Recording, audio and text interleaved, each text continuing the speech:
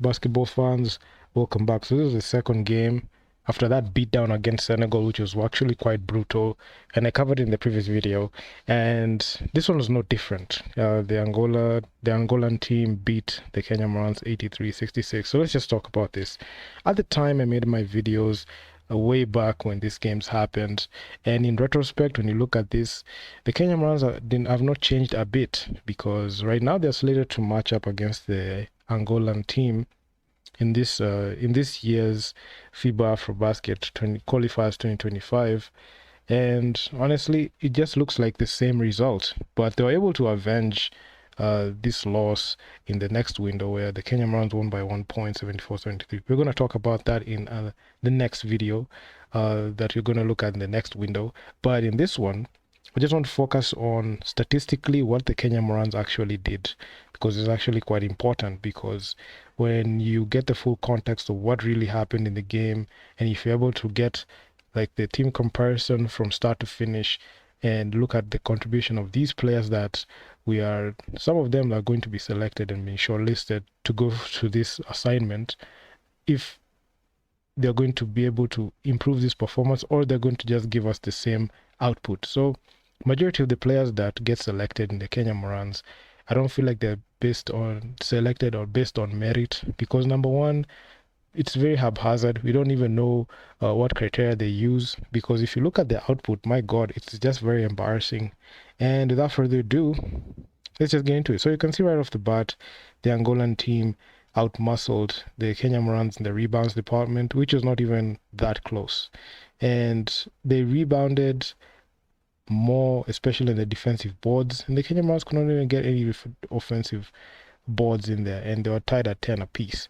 But shooting wise, you could see the people that were in the players that were in the Angolan team, they knew what shots they needed to take, and that's the reason as to why they had a higher field goal percentage at 46, while the Kenya Morans shot 32% from the field, which was, I can say it's below average. It's very below average. The Angolan team did not have to shoot out of the gym in this game, because number one, they're able to knock down their 2-point field goals at a very efficient clip at 57% on the 2-point field goals. When you look at the Kenya Morans, could barely even convert on 2-point field goals, and it just draws down to like the short selection of the shots that we are taking, and they are not the most efficient, especially with Coach Cliff at the helm, who I must say is a loser coach and does not know how to adjust against elite teams. This was the standard and the norm at the time. And right now he's going to be the coach that is going to take the Kenya Morans to this Afrobasket 2025 qualifiers, and the result won't be any different. But in this game, it was actually quite abysmal.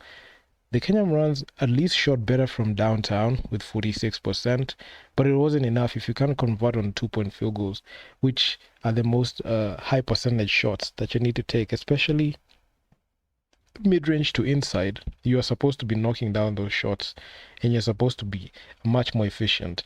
They were shooting better from downtown than they were shooting better in the mid-range to inside, so that was actually quite a red flag. And you can see right even from the bat, the game was somewhat competitive when the game started in the first quarter, but things went downhill from the second quarter onwards. And in the third quarter, when they started the second half, that's when the Angolan team just pulled away completely, and the Kenyan Morans were just trying to play catch up, and they dug themselves into a deep hole, and they couldn't get out.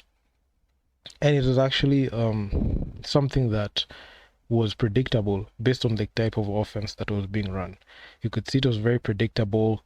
You never even understand who is the first, second, or third option of the team, and that's the reason as to why the Kenyan Morans got beat brutally like that. And even when it comes to like the other key stats, you could see Angola 25 assists in that game, dished out the ball pretty well. The Kenyan Morans had 16, and they were just below there. Came to steals, Angola had 10 steals, and they actually led in 4 blocks.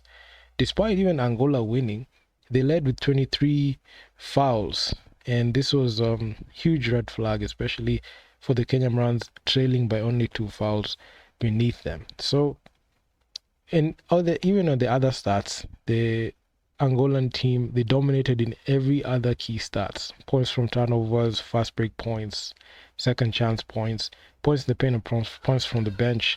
So the bench for the Kenyan Morans is still wanting, and only one lead change recorded midway in the first quarter. So this game was just very severely one-sided. And Griffin, he was slated as a DNP. He didn't play. Tyler Ongwae, he played heavy minutes. And it's unfortunate that Tyler Ongwae, he came out with a statement right after the Afrobasket saying that he is not going to be part of the team. And he was one of the Kenyan Morans' bright spots when it mattered most. And without his services, the Kenyan Morans went downhill completely, especially after this Afrobasket campaign, which we're going to look at in the next few videos that we're going to see how things are evolving, especially story-wise. But Telongwai, 33 minutes played, 18 points, 42% shooting.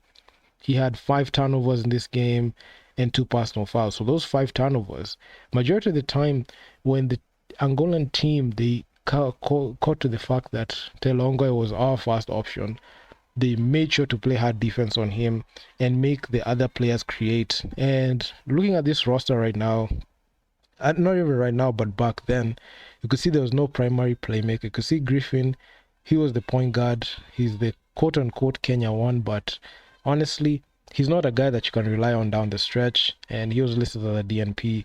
Victor Odendo, this man is old. Desmond Willie, he's not a point guard, he's a center. And he's not even the efficient piece on the team with a minus 18 to his name. Ronnie Gombe, that's another guy who played heavy minutes, but zero production at that.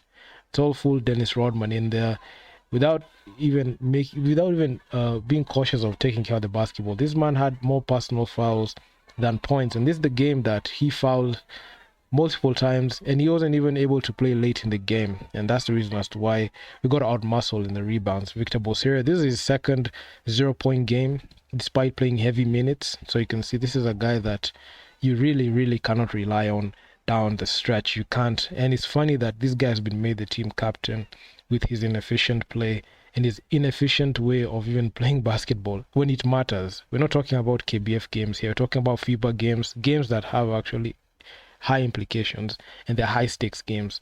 And I don't think Victor Bosire should even be given the captaincy of the team. Or Kal Koranga, this is just the same run-of-the-mill guy. He has never been able to change anything. 22 minutes played, 7 points, and he was just there, plus minus from minus 17. Eric Mutora, I'm glad this guy is not going to play for the Kenyan Morans because this guy has just been abysmal. He has been abysmal, and he's not a guy that is the most efficient because the start line can lie to you. This guy had 18 points, 37% shooting from the field, 4 of 9 from downtown. If you look at the steals, he actually contributed the steals, but how he went about, scoring wise, especially 6 of 16, not a good look. 4 of 9, 2 of 7, especially on 2-point field goals. He's not picking up his shots the best, and that's the reason as to why he's a plus minus over minus 19. Then we got Valbuza. I mean, virtually, this guy was one of the efficient pieces, but my God, with that heavy minutes, you can't just have this production. And he is supposed to have a lot of offensive load, especially with a guy like Ronnie Gombe fouling out of the game.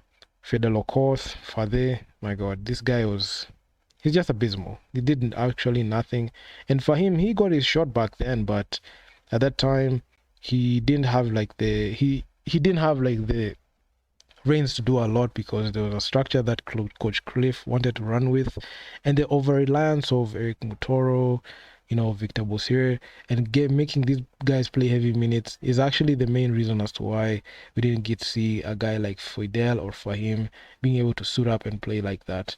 And also you can see how inefficient. You cannot play north of 25 total minutes and you have this type of production. It's not about scoring, but even if you look at the other stats, the guy who led in assists, you can see Victor Bosire, he had 5 assists, but he had 3 fouls and 4 turnovers. So the assist to turnover ratio there leaves a lot to be desired there. So there's nothing there. So you cannot have a guy like Okal, he had 2 assists, 2 turnovers. Telongwai, 3 assists, 5 turnovers. So the assist to turnover ratio is still a problem. And who had a block? Desmond Willie, he had 1 block. And honestly, it was leaves a lot to be desired there. And even if you look at like the short shot, like sometimes I just try to look at this, I just see what type of shots that we were taking. You could see majority of the shots that are being bricked, especially at the start of the game, were mostly mid-range to inside. These shots that Motoro was taking in Nyayo, thinking that they were going to translate here, were not going to cut it. And he was the one that was jacking up those shots because he was 4 of 9 from deep. And his shots were not the most they were not the most efficient. Even in the second quarter, you can see the same old. Like the shots that were supposed to go in, especially a guy like Desmond Willie, who is supposed to make those layups. You can see he missed a layup there. Ronald Gombe, he missed a layup. I'm not saying that they're supposed to score in every layup, but at least they should be able to have a high percentage. This is near the rim. You're supposed to be much more efficient there, especially at this position. And I feel like they failed at that. And it's funny that they, like a guy like Desmond Willie, is going to get another opportunity to play again. So he's going to play for the national team right now. So this is the type of production that this is what we signed up for, and this is what we're going to get.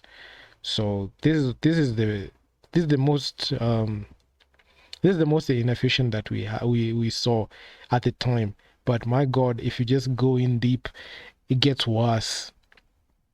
In the third quarter, you could see majority of the shots that were getting bricked were inside. Didn't even take a lot of shots from outside, but you could see the shots that were being taken are from inside. And you can see that Tailongwa, he missed the 2-point jumper. Valbuza, he missed it. Desmond Willie missed again. Eric Mutoro missed the 2-point jump shot. Ronald Gombe missed that one. And who else? Fidel Okoth, he missed. And Fidel Okoth, he finished the game with 0 points. So that was that. Then we have the fourth quarter. At least this is the quarter where a couple of shots went in, but it was just too late in the game. And when they were trying to figure out their game, it was just too late. Even I saw in the post-game presser, Eric Mutori was interviewed alongside Coach Cliff, and the game just slipped away like that. You could see they were trying to be a bit more efficient, especially when it came to the third, but honestly, not much efficiency here because everyone is just jacking up shots everywhere they're seeing. There was no structure when it came to that offense, and that's the reason as to why they lost this game. And Angola just figured them out, and they knew that the Kenyan Morans, they're a team that fouls a lot, and they knew what they needed to do at the time, and that's the reason why they lost. And at this point, they were down 2-0, 0 for 2. And this is the next game they're going to play against Mozambique, which you're going to cover in the next video. But this is just the start of that beef that the Kenyan Morans and Angola had. And this is something that even will be present, especially when they play in the FIBA Afrobasket next week.